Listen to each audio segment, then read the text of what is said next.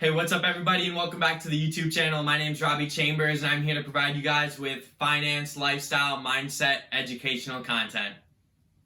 I have a podcast and also some TikToks that you can check out with the link in the description.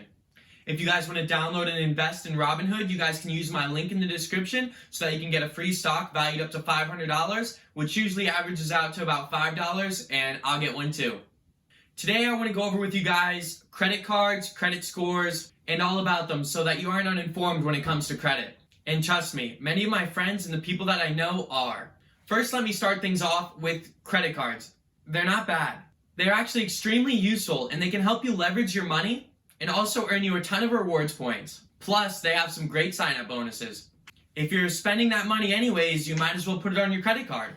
Credit card companies make it extremely easy for you to make automatic payments. I personally have never missed a payment on all of my 4 cards, and trust me, I'm not any more responsible than any of you guys.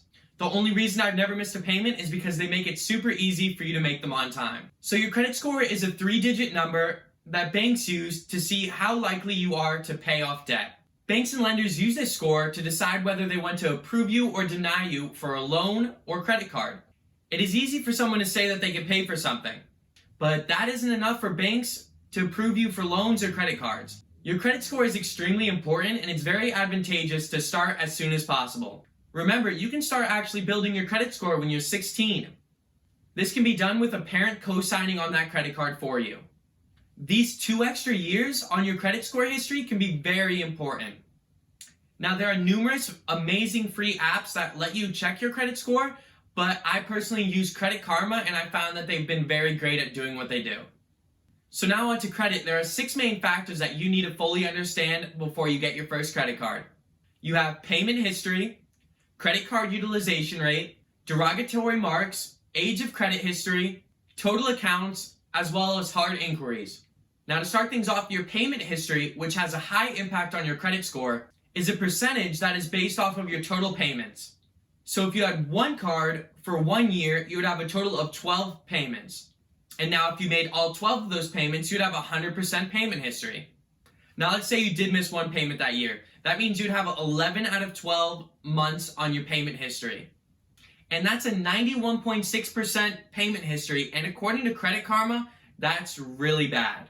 The good thing about credit cards is that you should have a few cards so that at the end of the year, instead of having 12 payments, if you had 4 cards, you'd have 48 total payments. Now if you missed 1 payment out of the 48, you would have around a 98% payment history, which according to Credit Karma is a lot better, but still won't get you far. You need to have a perfect payment history in order to get a perfect score, which is an 800. As you can see, the more cards that you have over a longer period of time is much better for you if you miss a payment. Once again, remember you should never miss a payment because that 1 missed payment can take a long time to fix. Up next, we have the credit card utilization rate, which is another high impact category according to Credit Karma. This rate is based off of the total amount of credit given to you. In my case, I have $10,550 of credit available. This means that today I could go out and max out all my cards and owe $10,550. But if I did do this, then my credit card utilization rate would be at 100% because I'm utilizing 100% of my credit. Credit Karma recommends keeping a utilization rate around 30% or below. So if I have around $10,000 of credit to use, keeping my balance at around $3,000 seems to be the best. This shows banks that you're spending money, but you're not being irresponsible with the credit that they're giving you. Next up, we have derogatory marks, which is the last of the high impact categories according to Credit Karma. Now, derogatory marks will stay on your credit history for about 7 to 10 years. They can be very difficult to get rid of. A late payment or a bankruptcy will be reported here. Now, if you're a responsible credit user, keeping this category at 0 isn't too hard. Next up, we have our one and only medium impact category. So the way that this is calculated is by taking the mean time of all the age of your cards. So if I have a card open for a year and a brand new card, my age of credit history would only be 6 months. The math behind this would be 12 months plus 0 months divided by 2, which equals 6 months. This is something really important because if you stay with one card for a while and then finally decide to open up a new card, you're cutting your age of credit history in half.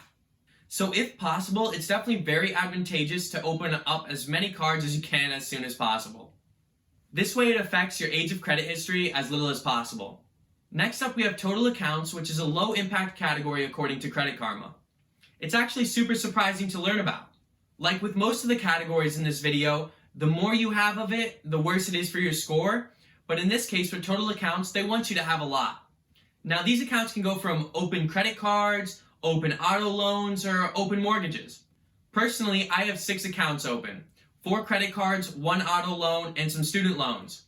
Credit Karma actually wants you to have 21 accounts or more to be in the green perfect area for your score to increase. Now, total accounts goes along with the next category, which is hard inquiries. Each time you apply for a credit card, auto loan, or mortgage, the lenders pull your credit to determine your credit score to see if they'll give you the loan or not. Now, with most hard inquiries, they only stay on your credit report for about 2 years. That means now with everything that I said, everything's good to start as soon as possible. Having 0 hard inquiries on your credit history is really important, but it's not that bad since it's a low impact category. I personally have 7 hard inquiries on my account since I started building my credit when I was 18, but some of these hard inquiries I should see to be removed from my credit history this year. Now, I hope you guys enjoyed this video. Remember, having a good credit score is really important when you're applying for credit cards, loans, and mortgages because they offer some of the best interest rates for people who are more likely and more responsible with their money. A better interest rate can mean the world of things. Personally, I have an 8.6% interest rate on my auto loan, which I'm going to try to refinance this year to get around maybe 4 to 6%. So once again, thank you guys so much for watching this video. If you guys have any questions or anything like that, please feel free to reach out to me. I love answering the questions for you guys. Remember that building your credit is super important and you guys really need to start as soon as possible. Don't be scared of it. You can set up automatic deposits to pay it off. You don't have to spend too much money on your cards. You don't have to worry about it. But just making one credit card swipe a month will be really advantageous for you in the future when you're looking to apply for loans or better cards for yourself. Now, as always, please don't forget to like, comment, and subscribe. I'll see you guys next time. Bye-bye.